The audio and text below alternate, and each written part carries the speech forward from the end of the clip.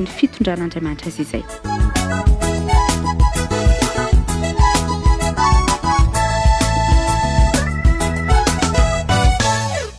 Miarabantsika rehetra tratry ny farany taona andao hoe tsika ambavaka ny teny izay fampizarantsika vavaka isika. Andriamanitra rainay amin'ny alalan'i Jesosy Kristy misaotra anao raha omenao izao fotoana izao indray fampaherezanay dia ny voninahitra dia ho anao rery ihany amin'ny anarany Jesosy Kristy Tompo zanak'Andriamanitra Belavany Nazareta. Amen. Ny soratra masina izay angalantsika lesona dia ny ao amin'ny Salamo 312:2. Efa diso antsika loatra izany ten'Andriamanitra izany kanefa tsara hifampizarantsika amin'izao farany taona izao. Sao Jehova mifanahiky io ary aza misy adinoina ny fitahiny rehetra. Ny voambolana voalohany anatin'izany dia misaora, izany hoe baiko mihitsy izany. Misaora. Dia indray tsika rehefa farany taona ohatra amin'ny alaim-panahy hitanisa ny zavatra tsy nety teo amin'ilay taona iny. Nanahirana ilay taona zao. Fa ny ten'Andriamanitra riavana dia izao hoe misaora. Misaora. Dia ho an'izy? Ho an'ny Tompo. Dia n'inona? Ny fanahiky. Eo koa tena zavatra lehibe ilay hoe ny fanahiky.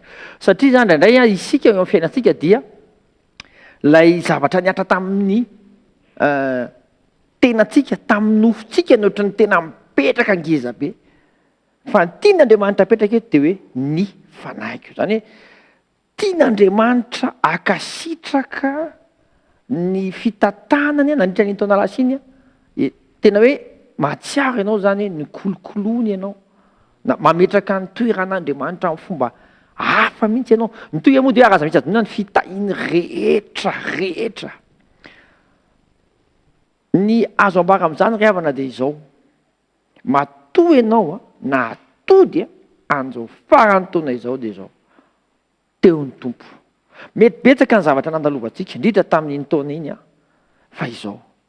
Andehantsika hisaotra an'Andriamanitra. Andehantsika raha ohatra vitanao dia mitanisa zavatsoa raha tsy ny tombonandro fotsiny ny mbola mahavelona ainanao ina ny dingana vita na dia teo ary ny zavatsarotra samihafa izay lalovany izao tontolo izao mihitsy.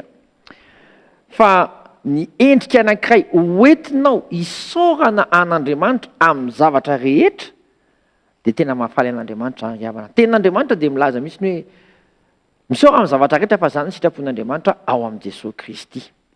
Fa ny tanàna izany dia izao hoe andehantsika hifampahery, andehantsika hisaotra satria matoky an'Andriamanitra tsika voalohany indrindra. Ary indrindra hitaiza ny toe-pontsika, ny toe-panahintsika mbola hiatrika indray koa ny ho avy rehetra. Satria tsy mbola tapitra eo. Ten'Andriamanitra moa hoe raha mbola misy koa ny farany dia tsy foana ny fanantenana. Ny olona tena sarotra iarahana indrindra dia ny olona tsy manana fanantenana intsony. Raha manomboka tsy manana fanantenana izy dia tahaka ny olona migiadra. Satria fa tsy hitany intsony ohatra hoe tapidalaka ilay izy.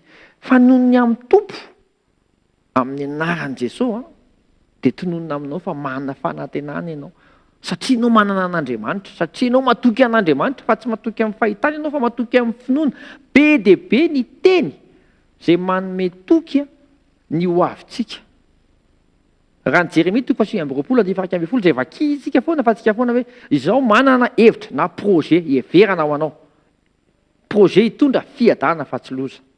Mba hanantsika fanantenana amin'ny farany. Azakivy ry havana. Isôry ny zavatra rehetra vita. Dia izao ny zavatra anankiray hoentiko ampaherezana antsika ihany koa. Hitanao, ianao izay miaino io izao. Matoa ianao miaino dia liny ianao izany hiaino tenin'Andriamanitra. Dia inona ny tsoahanao anatin'izany? Any aminao izany ilay vahaolana. Satria ianao metehatra amin'ny tenin'Andriamanitra. Ary be dia be ny olona efa tsy metehatra amin'izany intsony noho ny asarotry ny fiainana sy ny sisa. Ka raha ianao liana amin'ny tenin'Andriamanitra koa no kivy eo, iza intsony izany no ampahery. Ilainy ianao ampahery. Ilainy ianao ampahery. Ianao izay miaino io, ilainy. Ianao mihitsy ho anao izany teny izany. Tian'Andriamanitra hanana fanantenana ianao satria matoky ny teniny izay marina eo amin'ny fiainanao. Izany no afatra omena amin'ity farany ity. Dia hiatrika amin'ny farany taona tsika amin'izao fotoana izao. Ny zavatra fantatro ary mino aho fa hitovy amiko ianao dia izao. Tianao tena hoe izotra tsara ny taona ho avy. Tianao zao raha sitraponao zao ataoko hoe miteny ohatra anao hoe mety mandrevy kely ianao zany de ohatrany tsy te haino teny ratsy tsony a tompo amin'iny taona ho avy iny. Ohatra fotsiny zany iny amin'ny faniriana tsara na hoe tsy fantako hoe manana faniriana ary tsisy anana faniriana ratsy zany mihitsy amin'ny taona ho avy. Tsy misy an'izany, tsy misy an'izany. Fa maninona miteny an'izany? Ny antony itenena an'izany dia izao ry havana. Ny antony zany dia izao ry havana. Hitanao atombohy aminao mihitsy, ataovy amin'ny zavatra faran'izay tsara eo anatrehan'Andriamanitra no hamarana anao an-taona. Vavaka, fiderana, fifalianao amin'ny tompo satria izay ahoana moa no isiany zavatra tsara kanefa modely sanatria mety modely amin'ny zavatra hafa ianao hamaranana ny taona. Dia izany no hafatra ry havana hoe misaotra an'Andriamanitra ianao, mbola manana fanantenana ianao, dia manisy modely, mifaly eo amin'ny tompo ianao. Tonga ny réveillon tonga ny 20, misaotra an'Andriamanitra ianao, milamina tsara ianao, vao maika ianao manampy fiderana, vao maika ianao mamaky tenin'Andriamanitra satria tianao hoy izany no hiatrehanao sy ny hatrehan'ny ankohonanao, ny hatrehan'ny rehetrarehetra, ny taona ho avy rehetra. Anao fanambo hoe misy te hiova ve? Manomboka amiko ny fiovana. Anao zavatra tsara manomboka amin'ny taona vaovao io, hatrehako amin'ny fomba tsara. Betsaka ny fiangonana izay misokatra rehefa voalohan'ny volana. Tsara ny misaotra an'Andriamanitra amin'ny alalan'ny fanatitra mihitsy satria nahatratra ny taona. Zany ry havana no afatra izay omenantsika amin'izao farany taona izao. Misaotra Jehovah amin'ny fanahiko ary asa misy adinony fitahiany rehetra. Mino fa nandray afatra ianao amin'izany. Ary indrindra raha sanatria ka saika hitanisana zavatra mihiba teo amin'ny fiainana dia hoy ianao hoe fonina tompo. Fa na inona zavatra mihiba nitrangatany no ianao na tonga amin'izao tratran'ny faran'izao. Ho aiza moa ahy? Ho any aminao Sady ny tenin'Andriamanitra konge milaza raha teo hoe tena hoe zay maharitra hatramin'ny farany ihany izy novonjena. Dia mino hatratramin'ny farany ianao, mbola hatratramin'ny farany ka raha tonga ny andro izy tomany tompo atsika izay olony ilay fanjavonana dia anisany ianao satria ianao miambina, satria ianao matoky, satria ianao mitsoka ho avolombelona amin'ny zavatra rehetra. Dia mirary soa ry havana. Misy tenin'Andriamanitra ampirazana antsika izay Jaune 2:20. Izany hoe milaza ho azy an'ilay taona ho avy. Filazantsara ny Jaune 2:20. Dia ny tompo manao hoe tena hoe fiadanana ho anareo tahaka ny rany raha izy izy no anirako anareo koa.